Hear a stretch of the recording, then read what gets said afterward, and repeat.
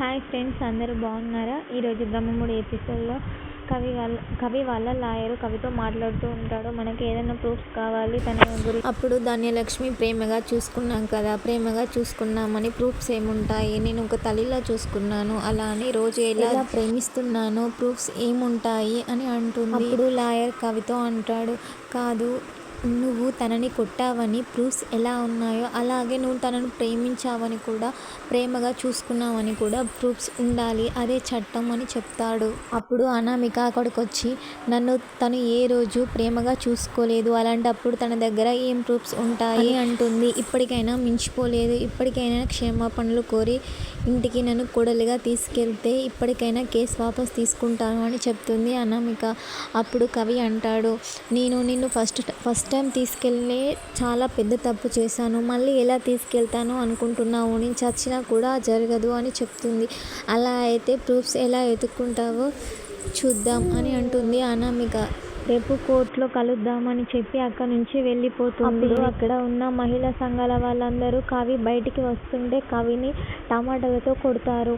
అప్పుడు కవి వాళ్ళ అన్నయ్య రాజు వచ్చి, ఒక కొడుకు తప్పు చేస్తే ఆ తప్పు తల్లిది, అలాగే ఒక తమ్ముడు తప్పు చేశాడు కాబట్టి ఆ తప్పంతా ఈ అన్నయ్యదే, ఆ శిక్ష ఏదో నాకే విధించండి అని అంటాడు. కొట్టడం అయిపోయాక రాజ్ ఇలా అంటాడు, మహిళ తరపున మహిళకు ఏదో అన్యాయం జరిగిందనేసి ఇంతమంది అండగా ఉన్నందుకు నాకు చాలా సంతోషంగా ఉంది.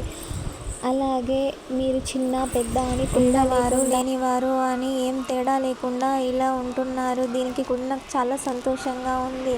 ఒక అమ్మాయికి అన్యాయం జరిగిందనేసి ఇంతలా చేస్తున్నారే, ఒకవేళ ఆ అమ్మాయి చెప్పింది నిజమా అబద్ధమా అని తెలుసుకున్నాక మీరే బాధపడాల్సి వస్తుంది.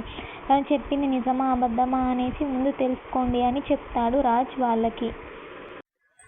అప్పు వాళ్ళ నాన్న వచ్చి అప్పు కోర్టుకు వెళ్ళాలట అని అంటాడు. అప్పుడు కనకం, నా కూతురు ఎందుకు కోర్టుకు వస్తుంది? నా కూతురు ఏం తప్పు చేసింది? వాళ్ళిద్దరూ పెళ్ళమ్మగోళ్ళు గొడవ చేసుకున్నారు, కోర్టుకు ఎక్కారు విడాకుల కోసం, అలాంటప్పుడు నా కూతురు ఎందుకు కోర్టుకు రావాలి అని అంటుంది. నేను అస్సలు పంపించను అని అంటుంది కనకం. లేదు మమ్మీ, నేను వెళ్ళాలి, నేను వెళ్తేనే వాళ్ళు అన్నది నిజం కాదు అని ప్రూఫ్ అవుతుంది, నేను వెళ్ళకపోతే అనామికనే గెలుస్తుంది కదా, నేను వెళ్ళకపోతే మళ్ళీ పోలీసు వాళ్ళు వచ్చి తీసుకెళ్తారు, అదో కేసు వేస్తారు నా మీద అని చెప్పి కనకంను కన్విన్స్ చేస్తుంది. మీరు రాకండి మమ్మీ, నేనే వెళ్తాను, అక్కడ వాళ్ళు అనే మాటలు మీరు వినలేరు అని చెప్పి కన్విన్స్ చేస్తుంది. వాళ్ళ కుటుంబం ఇంట్లో అందరూ కూర్చొని ఆలోచిస్తూ ఉంటారు కవిని ఎలా విడిపించాలి అనేసి. అప్పుడు రాజ్ వాళ్ళ తాతయ్య నాన్నమ్మ ఇద్దరు అనుకుంటూ ఉంటారు. రాజ్ వాళ్ళ తాతయ్య అంటాడు, అనామికకు మనం ఏం అన్యాయం చేశాము, ఇలా అందరినీ మనల్ని రోడ్డుపైకి తీసుకొచ్చింది, కోర్టుకు తీసుకెళ్లే వరకు తీసుకొచ్చింది, ఇదంతా తను కావాలనే చేస్తుంది అని అంటాడు. అవును, మనందరం తన కాళ్ళ కిందికి వెళ్ళాలని, తను చెప్పినట్టు మనం వినాలని ఆమె చూస్తుంది, ఆమె ఇదంతా డబ్బు కోసమే చేస్తుంది అని అంటారు.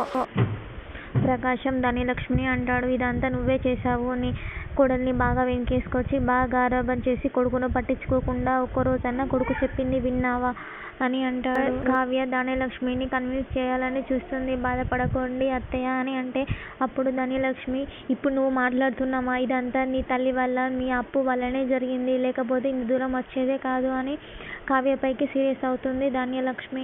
అప్పుడు స్వప్న ఎంటర్ అవుతుంది. ఏమైనా అంటే మా మీద నోరు వేసుకొని పడిపోతారు, అలాగే నీ కోడల్ని కంట్రోల్ పెట్టుకోవడం మాత్రం చేత కాదు మీకు, ఆ కోర్టులో నీ కోడల్ని అనేందుకు ధైర్యం లేదు కానీ ఇక్కడ మమ్మల్ని అంటున్నావా అని ధాన్యలక్ష్మికి గడ్డి పెడుతుంది. ఇదంతా నా అత్త ఇచ్చిన ట్రైనింగ్, నీ కోడలికి నీలో నా అత్త పాత్ర కూడా ఉంది అని అంటుంది స్వప్న. అప్పుడు రాహుల్ స్వప్నపైకి సీరియస్ అవుతాడు.